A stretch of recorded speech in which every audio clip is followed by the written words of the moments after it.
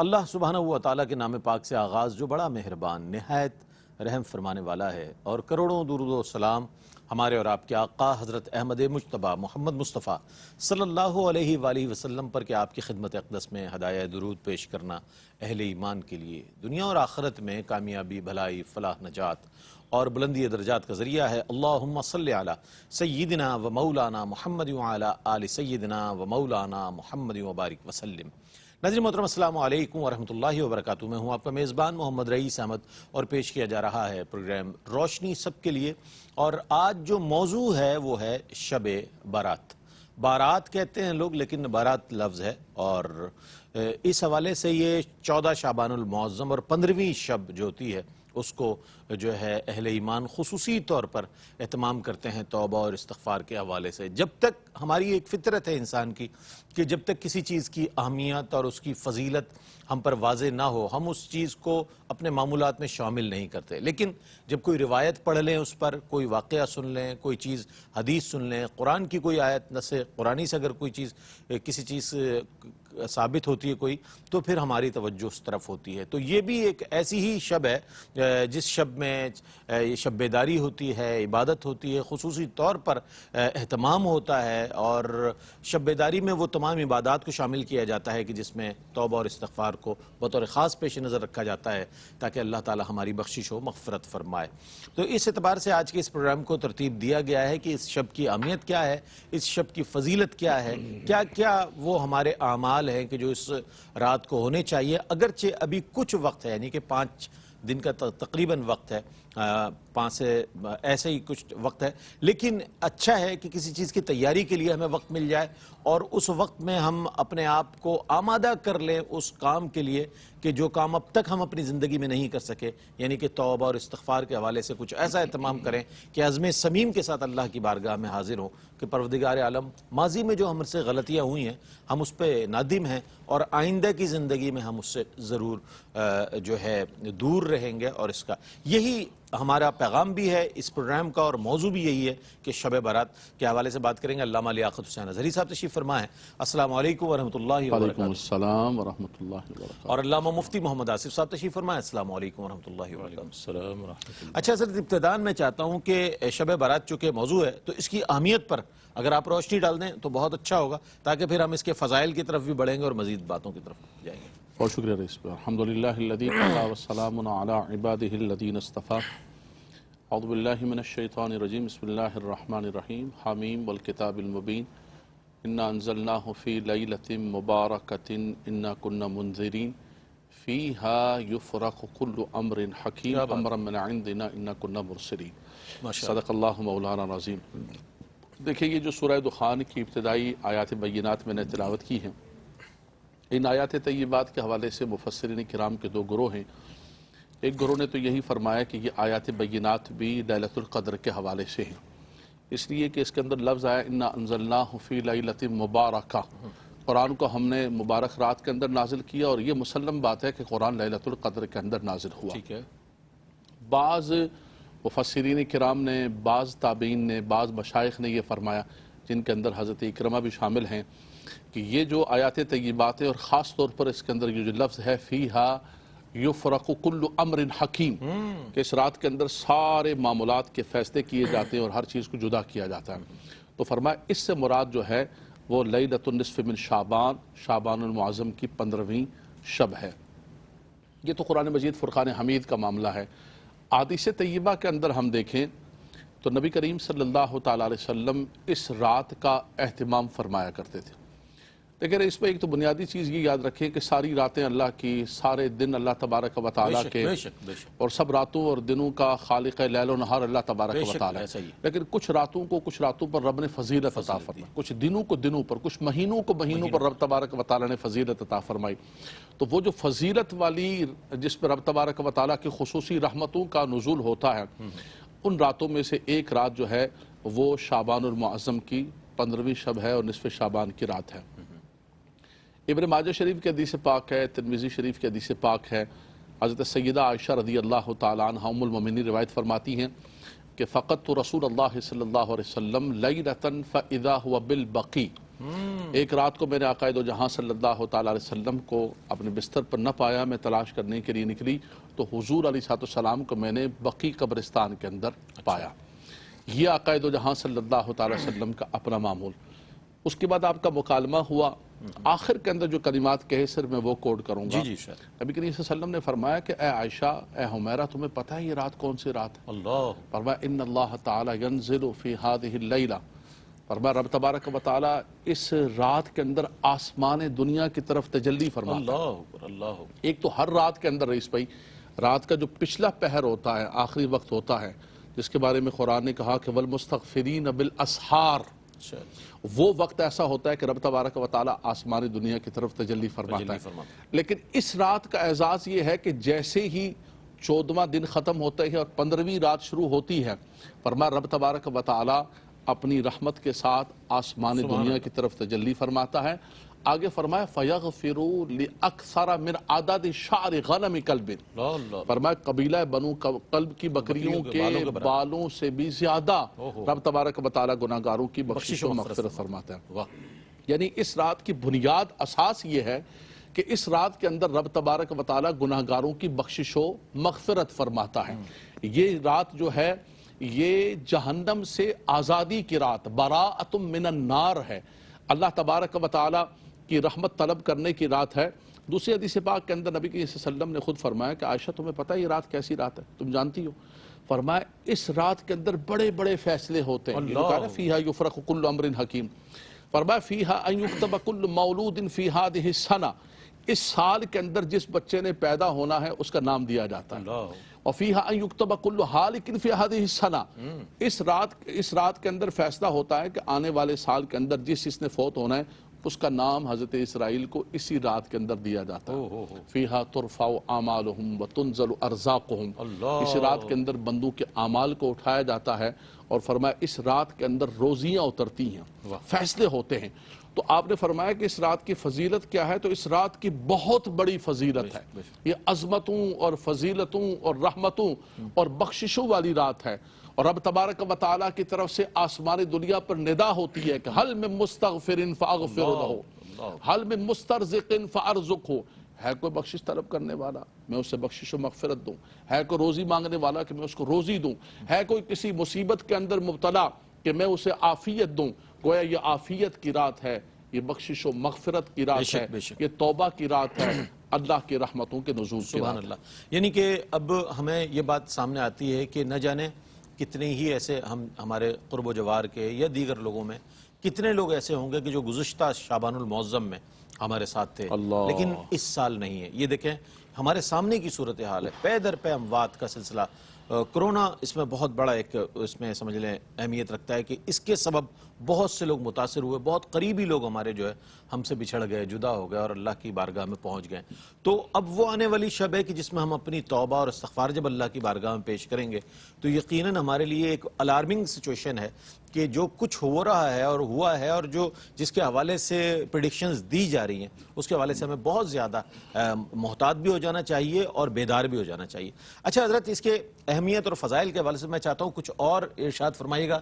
یہ جو شب برات ہے جسے شب توبہ کے عنوان سے بھی یاد کیا جاتا ہے، اس کی فضیلتیں اگر مزید واضح ہو جائے تو بہت اچھا ہوگا۔ اعوذ باللہ من الشیطان الرجیم، بسم اللہ الرحمن الرحیم۔ فضیلت کا مطلب ہوتا ہے بڑھ جانا، یعنی اس میں تقابلی جائزہ ہوتا ہے کہ دوسرے چیز کے مقابلے میں کون سی چیز کس قدر بڑی ہوئی ہے، تو اسے فضیلت اور فضل سے تعبیر کیا جاتا ہے، یعنی زیادہ ہونے والی چیز۔ اللہ تبارک و تعالیٰ کی ذات پاک رحیم ہے اور اس نے فرمایا وسعت رحمتی کل شیء، میری رحمت ہر شے کو گھیرے ہوئے ہے۔ اور اللہ تبارک و تعالیٰ جو مخلوق کے حق میں فیصلے فرماتا ہے اس میں بعض میں تو اسے اختیار دیا ہے اور خود فرماتا ہے لا یکلف اللہ نفسا الا وسعہا، کہ ہم کسی شخص کو، کسی جان کو اس کی طاقت سے زیادہ مکلف نہیں فرماتے، یہ اس کے اختیار والا ہونے پر دلیل ہے کہ وہ مختار ہے بعض معاملات میں۔ لیکن بہت سارے معاملات ایسے ہیں کہ کب پیدا ہوگا، کب مرے گا، کس کے گھر پیدا ہوگا، مسلمان کے گھر پیدا ہوگا یا کسی غیر مسلم کے گھر پیدا ہوگا، تو یہ وہ چیزیں ہیں کہ جو اللہ تبارک و تعالیٰ کے اجباری فیصلے ہوتے ہیں اور اس میں بندے کو کوئی قدرت، اختیار اور دخل نہیں ہوتا۔ اچھا وہ سب ایک وقفہ حائل ہے، وقفے کے بعد جب میں لوٹوں گا اس حوالے سے بڑی لوگوں کے ذہن میں کنفیوژنز ہوتی ہیں کہ جب تقدیر میں لکھ دیا گیا ہے تو پھر کیوں کہا جاتا ہے کہ شعبان المعظم میں یہ سب چیزیں ہو رہی ہیں، اور جس طرح علامہ صاحب نے فرمایا کہ حضرت اسرائیل علیہ السلام کو وہ لسٹ دے دی جاتی ہے۔ اور مفتی صاحب انشاءاللہ اسی پر روشنی ڈالیں گے، اس کے فضائل پر بھی شب برات کے اور دیگر انشاءاللہ اپنے اس پر کلام کریں گے۔ ایک مختصر سا وقفہ ہے، وقفے کے بعد لوٹتے ہیں، مجھے امید ہے آپ کا اور ہمارے ساتھ رہے گا۔ ناظرین آپ کا خیر مقدم ہے شب برات، آج ہمارا موضوع اور مفتی محمد آصف صاحب اپنے جواب کو مکمل فرمائیں گے۔ جی میں عرض یہ کر رہا تھا کہ جو سچویشن انسان جو ہے جس کا سامنا کرتا ہے اس میں اللہ تعالیٰ کے بہت سارے ایسے فیصلے اس کے حق میں ہوتے ہیں جس میں وہ مجبور محض ہوتا ہے۔ لہٰذا اللہ تعالیٰ نے، جیسا کہ میں نے عرض کیا کہ اللہ تعالیٰ کی رحمت ہر شے کو حاوی ہے اور گھیرے ہوئے ہے، تو اللہ تعالیٰ اپنی رحمت کے نتیجے میں اور اس کے اظہار کے لیے بندوں کو بہت سارے مواقع عطا فرماتا ہے کہ بعض اوقات ایسا ماحول میسر آتا ہے جس میں تربیت کا کوئی اہتمام نہیں، گھر میں دینی حمیت اور غیرت نام کی کوئی چیز نہیں ہے اور یہ بچہ اس کے سپرد کر دیا گیا ہے اللہ تعالیٰ کے ازلی فیصلے کی وجہ سے۔ تو ایسے ماحول اور ایسے حالات سے وہ گزرتا ہے جس کی بنا پر ضروری نہیں ہے کہ وہ ایک کامل مسلمان کی صورت اختیار کرے، تو اللہ تبارک و تعالیٰ اس کی اس کمزوری کو دیکھتے ہوئے اسے ایسے مواقع فراہم کرتا ہے جس کی بنیاد پر اس کے لیے نجات کی راہیں ہموار اور آسان ہو سکیں۔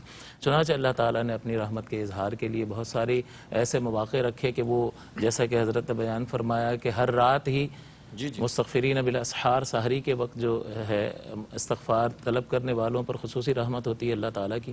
لیکن ان خاص راتوں میں جس میں شب قدر بھی ایک رات ہے، اس میں اللہ تعالیٰ نزول اجلال فرماتا ہے، تو اس قدر اہتمام اللہ تعالیٰ کا فرمانا کہ وہ آسمان پر جو تجلی فرماتا ہے جیسا کہ اس کی شان کے لائق ہے، کیونکہ وہ جسم و جسمانیت سے پاک ہے، تو ہم یہ تو نہیں کہہ سکتے کہ اتر آتا ہے یا کہاں تھا، یہاں تھا، وہاں تھا، یہ تو ہم لا مکان بھی جو ہے اپنے سمجھنے سمجھانے کے لیے کہتے ہیں، ورنہ اس جگہ کو مکان سے تعبیر کرنا مجاز ہے، وہ ذات سمجھ میں آنے والی نہیں ہے، تو اپنی شان کے مطابق اس قدر اہتمام فرماتا ہے۔ اور جیسا کہ بیان کیا گیا کہ حضور علیہ الصلوۃ والسلام نے اسے اپنا مہینہ قرار دیا، اور حضور علیہ السلام نے فرمایا کہ ذالک شہر یغفل الناس عنہ، کہ اس سے لوگ غافل ہیں، سست ہیں، بین رجب و رمضان، یہ رجب اور رمضان کے درمیان ہے، وہو شعر ترفع فیہ الاعمال الی رب العالمین، اس میں اللہ تعالیٰ کی بارگاہ میں بندوں کے اعمال اٹھائے جاتے ہیں، اور حضور فرماتے ہیں کہ فانا احب ان یرفع عملی وانا صائم، کہ میں اس بات کو محبوب رکھتا ہوں کہ میرے اعمال جب اللہ تعالیٰ کی بارگاہ میں اٹھائے جائیں تو میں روزے کی حالت میں ہوں۔ یعنی ہمیں یہ پیغام دیا جا رہا ہے کہ ہمیں کس طرز عمل کو اختیار کرنا چاہیے کہ جب ہمارے اعمال، حالانکہ اللہ تعالیٰ ہمارے اعمال سے واقف ہے، لیکن یہ خاص جو موقع ہے جس میں اللہ تعالیٰ کی بارگاہ میں ہمارے اعمال پیش کیے جا رہے ہیں، اس میں خاص حیثیت میں اس بارگاہ ناز میں ہمارا تذکرہ کیا جائے۔ اسی طرح حضور علیہ الصلوۃ والسلام نے خاص اس رات کی فضیلت اور اس کے تذکرے کو ذکر کرتے ہوئے بیان فرمایا کہ اتانی جبرائیل، میرے پاس جبریل امین آئے، اور فقال، انہوں نے کہا کہ ان هذه الليلة من نصف شعبان، یہ 15ویں شعبان کی رات ہے، واللہ کہ خدا کی قسم کہ فیہا اتقاء من النار، کہ اس میں جہنم سے بہت سارے لوگ آزاد کیے جاتا ہیں، بعدد شعور غنم کلب، جیسا کہ حضرت نے ابن ماجہ کی روایت بیان کی، اسے امام بہقی نے روایت کیا، تو مختلف الفاظ کے ساتھ یہ روایت منقول ہوئی، یعنی کثرت کے ساتھ اللہ تبارک و تعالی لوگوں کی بخشش اور مغفرت کا اہتمام فرماتا ہے، اور یہ بھی نہیں ہے کہ اس کے خزانے کوئی کم ہیں یا خزانے اس کے معمور ہیں، بھرے پڑے ہیں، اور وہ دینا ہی چاہتا ہے۔ بعض اوقات لوگوں کے پاس بہت کچھ ہوتا ہے لیکن ایک لمٹ تک دے کر پھر ہاتھ روک لیتے ہیں، تو اللہ تبارک و تعالیٰ اپنے بندوں پر کمال مہربانی فرمانا چاہتا ہے، اس کے خزانے کھلے ہوئے ہیں اور اس نے خاص اہتمام فرمایا ہے، اور یہ تنبیہ بھی فرما دی کہ خاص قسم کے لوگ جو ہیں ان پر اللہ تعالیٰ کی رحمت نہیں ہوتی، جیسے عادی شرابی ہے، عادی زانی ہے، والدین کا نافرمان ہے، قطع رحمی کرنے والا ہے، تو اس طرح کے لوگوں پر اللہ تعالیٰ کی رحمت نہیں ہوتی۔ اور یہ بھی توجہ اس بات کی طرف بھی رہے کہ یہ انکار کر دیا جاتا ہے کہ سبھی راتیں برابر ہیں، ایسی کوئی رات نہیں ہے، حالانکہ صحاح ستہ میں امام ترمذی نے باب باندھا ہے نصف شعبان کے نام سے، اس سے آگاہ ہو جانا چاہیے۔ حضور علیہ السلام کی احادیث موجود ہیں، اور حضور علیہ السلام نے قبرستان جا کر ہمیں یہ پیغام دے دیا کہ ویسے تو اللہ تعالیٰ کی رحمت اور بخشش اور مغفرت کی ہر ایک کو ضرورت ہے، لیکن ان لوگوں کو زیادہ ضرورت ہے جو اس دنیا سے رخصت ہو گئے۔ میرا اور آپ کا سانس ابھی چل رہا ہے، اللہ کی توفیق سے اگر اس طرف مائل ہو گئے تو کرم ہو جائے گا، تو ہم کچھ اختیار ضرور رکھتے ہیں، لیکن حضور نے یہ پیغام دیا کہ ان کے لیے کچھ کرو کہ جو اس دنیا سے رخصت ہو گئے۔ تو ہمیں قبرستان جا کے پیغام دیا۔ اب اس میں بھی بعض اوقات یہ کہہ دیا جاتا ہے ایک بار ہی تو گئے تھے اور اسے ہمیشہ کا معمول بنا لے، تو یہ جہالت کی بات ہے کہ حضور نے اپنے طرز عمل سے ایک چیز کو امت کے لیے قائم فرمایا، اس پر عمل کرنا درست ہے، اور اگر اس کو ہمیشہ کا معمول بھی بنا لیا جائے صحیح اعتقاد کے ساتھ کہ یہ مستحب ہے، اگر کریں گے تو شریعت اجر دے گی، نہیں کریں گے تو کوئی گرفت نہیں ہے، گھر بیٹھے آپ یہ سارے ثواب کر سکتے ہیں۔ تو صحیح اعتقاد کے ساتھ کسی کو معمول بنا لینا بھی غلط نہیں ہے، اور حضور علیہ السلام کے عمل سے چونکہ ثابت ہے۔ تو یہ کہنا کہ حضور تو ایک بار گئے تھے اور یہ بار بار چلے جاتے ہیں، تو یہ خواہ جو ہے اپنی کسی خاص سوچ کو فوقیت دینا بس اس بنا پر کہ بس ہمیں اپنی سوچ کو فوقیت دینی ہے، شریعت کے نصوص کو اور شریعت کے قواعد اور ضوابط کو مد نظر نہیں رکھنا ہے، تو وہ خطا پر ہیں، اور اس طریقے کی بات جو ہے ان کی زبان سے نکلتی ہے۔ حالانکہ حضور علیہ السلام نے اس کی کثیر فضیلت بیان فرمائی، کثرت کے ساتھ روزے رکھے تاکہ رمضان کے سلسلے میں اس کا اہتمام کیا جا سکے۔ لہٰذا اللہ تعالیٰ کی اس کامل رحمت اور کامل توجہ سے لوگوں کو فائدہ اٹھانا چاہیے۔ ماشاءاللہ۔ ام المومنین حضرت سیدہ عائشہ صدیقہ رضی اللہ تعالیٰ عنہا بھی فرماتی ہیں کہ نبی کریم علیہ السلام شعبان المعظم کے مہینے میں کثرت کے ساتھ روزے رکھا کرتے تھے، اس لیے سرکار نے فرمایا شعبان الشہری، شعبان میرا مہینہ ہے۔ اس اعتبار سے اچھا اس مہینے کے کثیر، اس رات کے شب بارات کے جو ہے کثیر فوائد کے اثرات کے حوالے سے میں چاہوں گا، چونکہ ظاہر ہے کہ ہم کوئی بھی شب قدر ہو، شب بارات ہو، کوئی بھی ایسی چیز ہو، ہم اس کو روایتی طور پر رسمن لے لیتے ہیں، اس کے اثرات کے حوالے سے کوئی ارشاد فرمائیے گا۔ دیکھیں شب بارات یا کوئی بھی بڑی رات ہے، ہمیں اس کو رسمن نہیں لینا چاہیے، بلکہ ایک باقاعدہ طور پر عبادت کے طور پر گزارنا چاہیے، اور کام بھی وہی کرنے چاہیے کہ جن کاموں کے کرنے کا نبی کریم صلی اللہ تعالیٰ وسلم نے ہمیں تعلیم عطا فرمائی ہے۔ تو ہمیں صرف رسمی نہیں بلکہ باقاعدہ طور پر اہتمام کے ساتھ، احتشام کے ساتھ، جیسے کہ مفتی صاحب نے بہت خوبصورت بیان کیا کہ اگرچہ آقا دو جہاں صلی اللہ تعالیٰ وسلم ایک مرتبہ تشریف لے گئے قبرستان، لیکن نبی کریم صلی اللہ تعالیٰ علیہ وسلم کا ایک مرتبہ جانا ہی جو ہے وہ اس بات پر دلالت کرتا ہے کہ یہ سنت مبارکہ ہے، اس لیے اس سنت کو جو ہے وہ ہمیں اہتمام و احتشام کے ساتھ منانا چاہیے۔ ہاں اس میں ایک گزارش کروں گا، جیسے آپ نے کہا کہ رسمن کیا جاتا ہے، قبرستان کے اندر میلے ٹھیلے نہ لگائیں، وہاں پر اتنا شور شرابہ اور جناب لائٹیں لگائی ہوئی ہیں اور سب پارٹیوں نے اپنے اپنے وہ استقبالیہ کیمپ لگائے ہوئے ہیں، اور اتنا بغدم دوڑ اور ایک میلے کا سما، یہ میلہ نہیں ہے بلکہ یہ تو عبرت کے لیے ہے۔ اچھا علامہ ہمیں صاحب قبرستان بہت اچھی جانا بات آپ ہے، نے ارشاد، اور ایک تو اپنے مرحومین کے لیے اسال کرنا ہے، دوسرا ہمیں بھی یاد کرنا ہے کہ ہمیں یہاں پر آنا ہے، اس لیے اس کو رسمن نہ بنائیں بلکہ باقاعدہ طور پر عبادتاً۔ اچھا ایک چیز میں پوچھنا چاہ رہا تھا آپ سے کہ چونکہ عصری تناظر سے ہم ہٹ نہیں سکتے، جو موجودہ صورتحال ہے اس کے حوالے سے فرمائیے گا کہ چونکہ ظاہر کرونا کے سبب ہر شخص پریشان ہے، اور ماہ رمضان جس ماحول میں آ رہا ہے اس میں ممکنہ طور پر وہ اقدامات ہو سکتے ہیں، یہ فرمائیے گا کہ توبہ اور استغفار سے کیا یہ جو آفات ہیں، بلائیات ہیں، ہم اس سے جو ہے وہ محفوظ رہ سکتے ہیں؟ یہ کیا اس حوالے سے بتائیے گا، چونکہ شب برات کی بھی آمد ہے اور یہ صورتحال بھی آپ کے سامنے۔ دیکھیں شب برات اللہ تبارک و تعالیٰ نے ہمیں عطا ہی اس لیے فرمائی ہے، اس کی جو مرکزی چیز ہے وہ یہی ہے جو نبی کریم صلی اللہ علیہ وسلم نے فرمایا کہ اس رات کے اندر بندہ اللہ کی بارگاہ کے اندر استغفار کرے، ٹھیک ہے، اللہ کی بارگاہ کے اندر توبہ کریں۔ ویسے تو جب بھی توبہ کریں، ہر رات میں توبہ کریں، صبح توبہ کریں، شام کو توبہ کریں، لیکن خاص طور پر یہ گولڈن چانسز ہوتے ہیں جب اللہ تبارک و تعالیٰ کی خصوصی رحمتوں کا نزول ہوتا ہے، لیلۃ القدر کے اندر، شب برات کے اندر، رمضان المبارک کے اندر، نزول قرآن کے موقع پر، تو فرمایا اس کے اندر خاص طور پر استغفار کرنا چاہیے۔ اور یقیناً استغفار کی جو برکتیں ہوتی ہیں رئیس بھائی اتنی وسیع ہیں کہ اگر کوئی بندہ کچھ اور نہ کرے، وہ صرف استغفار ہی کرتا رہے نا، تو اس کے دینی اور دنیاوی اتنے فوائد ہیں، اتنی برکتیں ہیں جو قرآن ذیشان نے خود ذکر فرمائے کہ فَقُلْتُ اسْتَغْفِرُوا رَبَّكُمْ إِنَّهُ كَانَ غَفَّارًا يُرْسِلِ السَّمَاءَ عَلَيْكُمْ مِدْرَارًا وَيُمْدِدْكُمْ بِأَمْوَالٍ وَبَنِينَ وَيَجْعَلْ لَكُمْ جَنَّاتٍ وَيَجْعَلْ لَكُمْ انہارا. فرمایا رب تبارک و تعالیٰ تمہارے مالوں میں، تمہاری اولادوں کے اندر برکتیں فرمائے گا، تمہاری روزیوں میں برکتیں فرمائے گا، آسمان سے تمہارے لیے بارشیں نازل ہوں گی. عمل کیا ہے؟ عمل ایک ہے استغفار کرنا. تم استغفار کرو گے، عسیٰ ربکم ان یکفر عنکم سیئاتکم ویدخلکم جنات تجری من تحتہا الانہار.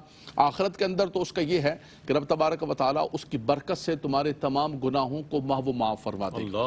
بلکہ یہاں پر سورہ تحریم کے اندر رب کائنات نے فرمایا کہ تمام گناہوں کو معاف فرما دے گا.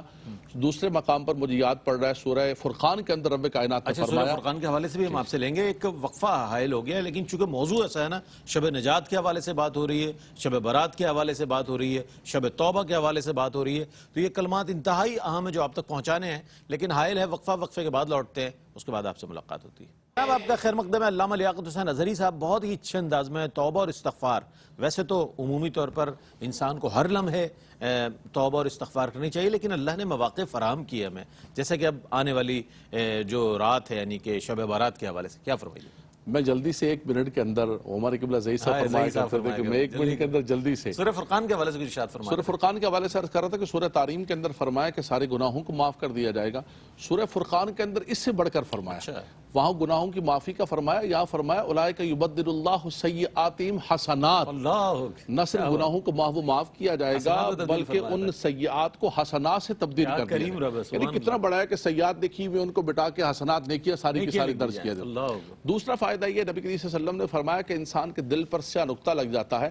جب انسان استغفار کرتا ہے تو رب تبارک و تعالیٰ جو ہے اس کے سیاہ اس بلیک سپوٹ کو، سیاہ نقطے کو رب تبارک و تعالیٰ صاف کر دیتا ہے. تو آپ دینی دیکھیں، دنیاوی دیکھیں، اخروی دیکھیں، روزی میں برکت، مال میں برکت، اللہ کی رحمتوں کا نزول. اور خاص طور پہ میں کہوں گا رئیس بھائی، آپ نے پوچھا ہے، ہماری بہنیں بھی سن رہی ہیں، سب لوگ سن رہے ہیں. حضرت حسن بصری رحمۃ اللہ تعالیٰ علیہ کی بارگاہ کے اندر ایک شخص آیا، کہنے لگا حضور میری اولاد نہیں ہے. آپ نے فرمایا کہ استغفار پڑھا کرو، استغفار کیا کرو. ایک اور شخص آیا، کہا حضور اس سال ہمارے یہاں باغوں کے اندر پھل نہیں ہوئے. تو آپ نے فرمایا استغفار کیا کرو. ایک دوسرا شخص آیا، اس نے کہا کہ حضرت دعا فرمائے اللہ تبارک و تعالی روزی میں برکت. آپ نے فرمایا استغفار کیا کرو.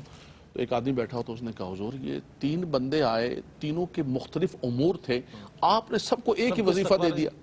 آپ نے فرمایا کہ یہ میں نے نہیں دیا، میرے رب نے اسی طرح عطا فرمایا. پھر آپ نے یہی آیت کریمہ پڑھی، فَقُلْتُ اسْتَغْفِرُوا رَبَّكُمْ إِنَّهُ كَانَ غَفَّارًا يُرْسِلِ السَّمَاءَ عَلَيْكُمْ مِدْرَارًا وَيُمْدِدْكُمْ بِأَمْوَالٍ. تو اگر کوئی چاہتا ہے کہ اس کی روزی میں برکت ہو، اللہ تبارک و تعالیٰ ان کے گھروں پر رحمتوں کا نزول فرمائے، تو اس کا ایک ہی طریقہ ہے، یہ اللہ نے ہمیں استغفار کی رات عطا فرمائی ہے. اس کا سب سے بڑا کام یہ ہے کہ اللہ کی بارگاہ کے اندر اس رات میں گر گڑا کر استغفار کریں. لیکن وہی بات کہوں گا جو مفتی صاحب نے کہی کہ یہ نہیں کہ آپ مسجد کے اندر سفید ٹوپی سفید کپڑے پہن کے آ کر بیٹھ کے حضرت دعا فرمائیے، پیر صاحب دعا فرمائیے، علامہ صاحب دعا فرمائیے، اور ادھر گھر میں آپ کا جو بڑا پیر ہے اور جو بڑا ہے والدین، ان سے آپ بدتمیزی کر کے آئے تو کچھ بھی نہیں ہوگا، فرمایا کچھ بھی تمہارا قبول نہیں ہوگا. دوسری بات، نبی کریم صلی اللہ علیہ وسلم نے فرمایا کہ پیر کے دن اور جمعرات کے دن بندوں کے نامہ اعمال پیش کیے جاتے ہیں ہفتہ وار، شب برات کے اندر سالانہ پیش کیے جاتے. فرمایا اگر کسی نے کسی مسلمان سے قطع رحمی کی ہوئی ہے، فرمایا کہ اس کے بارے میں کہا جاتا ہے اترکوا بہذین. رب کائنات فرماتا ہے فرشتوں کے ان کے ہمارے مال کو پھینک دو اٹھا کے. فرمایا جب تک یہ ملیں گے نہیں رب تبارک و تعالی نظر رحمت بھی نہیں فرماتا، ان کے اعمال بھی قبول نہیں. تو کہیں ایسے نہ ہو کہ ہم تسبیحات پڑھتے رہیں اور ہم گنتیاں کرتے رہیں کہ میرے اتنے نوافل ہو گئے، میری اتنی تسبیح ہو گئی ہیں، اور ادھر یہ سارے کے سارے معاملات ایسے ہوں کہ والدین سے بدتمیزی، قطع رحمی کی ہوئی ہے، لوگوں کے حق مارے ہوئے ہیں اور غلط کم. جب تک آپ صدقے دل سے توبہ نہیں کریں گے اور ان معاملات کو پورا نہیں کریں گے. اعلیٰ حضرت امام اہل سنت اس بڑی رات آنے سے پہلے اپنے مریدین کو خط دکھا کرتے تھے کہ اگر کسی کے ساتھ کوئی معاملہ ہے اس کو صاف کر لو، اس کو اچھا کر لو. اچھا ہمارے ہاں تو آج کل یہ ہے کہ حصول برکت کے لیے ایک میسج دکھا، اچھا پتہ بھی نہیں 500 آدمی اے بٹن دبایا، چل بھائی سب کی بخشش ہو، میں نے معافی مانگ لی. دیکھو معاف نہیں کرو کہ گناہگار ہو گئے، میں نے معافی پتہ بھی نہیں آپ کو. ایسا نہیں ہے، آپ نے جس کا حق مارا ہے وہ حق دینا پڑے گا. جس کے ساتھ جو معاملہ ہے، جس کے ساتھ جو چیز ہے، آپ کے اندر نہ ندامت ہے نہ شرمندگی ہے، نہ مجھ سے معافی مانگنا چاہتے ہیں، حصول برکت کے لیے آپ نے جو ہے نا ایک ڈیجیٹل میسج معافی کا جاری کر دیا، اس سے نہیں ہوگا.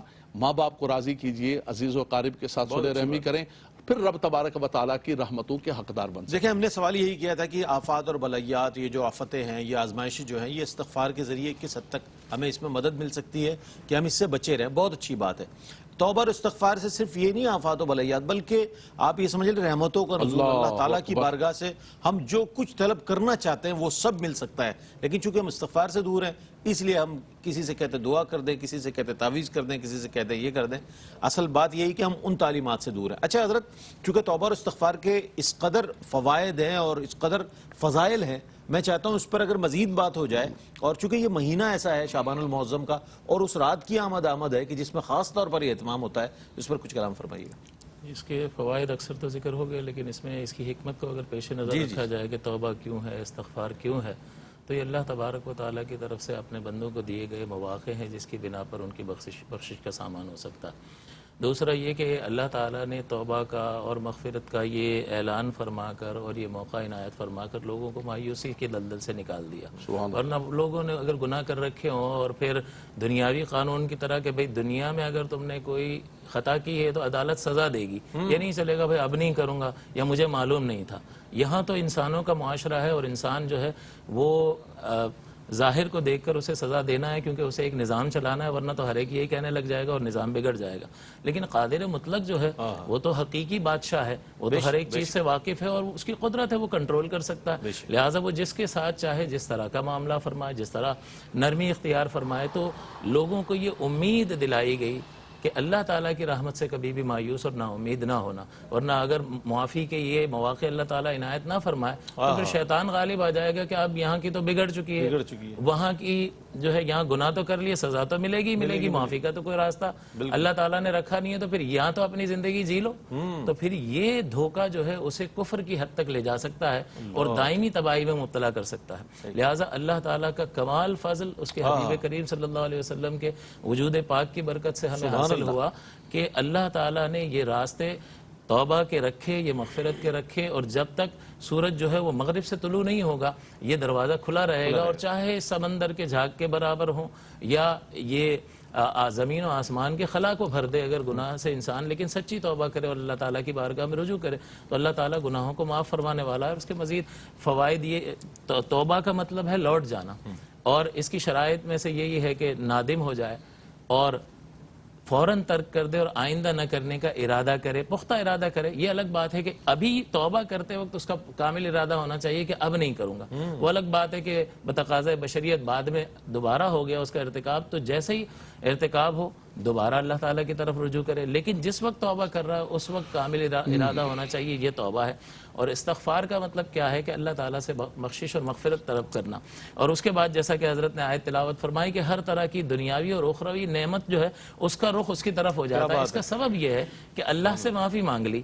جب اللہ سے معافی مانگ لی اور راہ راست پر آ گیا تو اللہ تعالیٰ نے اپنی رحمت کے پانی سے سارے اعمال نامے کو صاف کر دیا، وہ ستھرا ہو گیا، پاک ہو گیا، گویا کہ وہ فرما بردار ہو گیا. اور فرما برداری تو ہم اپنے معاشرے میں بھی دیکھتے ہیں کہ باپ کا اگر بیٹا فرما بردار ہے تو باپ اسے اپنی سیٹ پر لا کے بٹھا دیتا ہے بلا تشبیہ. اللہ تعالیٰ اپنے بندوں پر کمال مہربان ہے. تو جب وہ اس مغفرت کے نتیجے میں اس کو پاک اور ستھرا کر دیتا ہے تو پھر اللہ تعالیٰ کا ہر انعام، ہر فضل، چاہے وہ دنیا سے تعلق رکھتا ہو یا آخرت سے تعلق رکھتا ہو، اسی شخص کے لیے ہوتا ہے. بہت اچھی بات ارشاد فرمائی اور اس کی حکمت پر بھی آپ نے روشنی ڈال دی. یہ بہت مفتی صاحب نے خوبصورت کلام فرمایا. اچھا، چونکہ اب حضرت تھوڑا وقت رہ گیا پروگرام کے اختتام میں چاہتا ہوں اس رات کو وہ کون سے اعمال اور وہ کون سی چیزیں ہیں کہ جسے اختیار کر کے ہم شب برات اور یہ جو شب توبہ ہے، شب نجات ہے، اس کے فوائد حاصل کر سکتے ہیں، بطور خاص بتائیے گا. مولا کائنات علی المرتضیٰ کرم اللہ تعالی وجہ الکریم روایت فرماتے ہیں کہ نبی کریم صلی اللہ علیہ وسلم نے فرمایا کہ فقوموا لیلہا وصوموا یومہا. مشکوٰۃ شریف کی حدیث پاک ہے. فرمایا کہ کیا کرو اس رات کے اندر؟ فرمایا رات کے اندر جو ہے وہ قیام کرو اور دن کے اندر روزہ رکھو. صحیح. اچھا، اب بہت سارے لوگ اس پر جیسے مجھ صاحب نے فرمایا کہ بڑا شور شرابہ، حالانکہ اس وقت مشکل ترین حالات ہیں، امت کو جمع کیا جائے. ایک نفلی روزہ اگر کوئی رکھ لیتا ہے، ایام بیض میں سے 3 ایام 13، 14، 15 آپ ان کی نیت کر لیں، آپ نفل کی نیت کر لیں. لیکن اس کو نہیں کوئی روزہ نہیں ہے، کوئی عبادت نہیں ہے، کچھ نہیں کر سکتے، بند کرو، عشاء کے بعد مسجدوں کو بند کرو، اندھیرا کرو، لائٹیں بند کرو. خدا را ایسا نہ کرو، ان مشکل ترین گھڑیوں کے اندر کسی طرح امت کو جوڑنے کی کوشش کرو اور زیادہ منتشر نہ کرو. آپ اگر منا سکتے تو منائیں، آپ کا دل نہیں مانتا ہے، نصیب نہیں ہے تو آپ خاموش ہو کے بیٹھ جائیں. سوشل میڈیا پر ایک طوفان مچا ہوتا ہے. تو ایک تو یہ کہ حضور صلی اللہ علیہ وسلم نے فرمایا کہ رات میں قیام کرو. حضرت امام حسن رضی اللہ تعالیٰ عنہ کا ایک قول نقل کیا ہے خواجہ غریب نواز رحمۃ اللہ تعالیٰ نے حشر بہشت کے اندر. ان سے پوچھا کہ کیا؟ آپ نے فرمایا کہ 3 حصوں کے اندر ڈیوائیڈ کر لو. ایک حصے کے اندر تلاوت قرآن کرو، ایک حصے کے اندر قیام کرو، ایک حصے کے اندر نبی کے صلی اللہ علیہ وسلم پر درود و سلام پڑھو جس کی برکت سے قبول منظور ہو. تو ایک تو یہ اعمال ہو گئے جو حدیث پاک کے اندر، اور ایک وہ عمل جس کو ہم دونوں نے بار بار ذکر کیا کہ فقط تو رسول اللہ صلی اللہ علیہ وسلم فَإِذَا هُوَ بِالْبَقِي. حضور علیہ السلام بقی قبرستان کے اندر زندگی میں ایک مرتبہ بھی گئے، سنت رسول بن گئی. اگر کوئی جائے گا تو وہ خلاف سنت نہیں بلکہ سنت پر عمل پیرا. بہت شکریہ ادا کروں گا علامہ صاحب آپ تشریف لائے، مفتی صاحب آپ کی تشریف آوری کا بہت شکریہ. ناظرین محترم، بہت اچھی آخر میں جو بات ارشاد فرمائی، آج پوری گفتگو بہت عمدہ، بہت معلومات اس میں ہمیں ملی اور بہت فوائد حاصل ہو سکتے ہیں کہ پہلے حصے میں جو ہے وہ تلاوت قرآن کریم کی جائے، دوسرے حصے میں قیام کیا جائے، اور تیسرے حصے میں آقا علیہ الصلوۃ والسلام کی بارگاہ میں ہدایہ درود و سلام پیش کیا جائے. اللہ تعالیٰ سے دعا ہے کہ جو کچھ ہم نے سنا ہے علماء سے اس پر ہمیں عمل کرنے کی توفیق عطا فرمائے، اور آنے والی شب بارات جو ہے اس کے تمام طرف فیض و برکات ہمیں نصیب فرمائے. اسی پیغام کے ساتھ اپنے میزبان محمد رئیس احمد کو اجازت دیجیے. اللہ حافظ.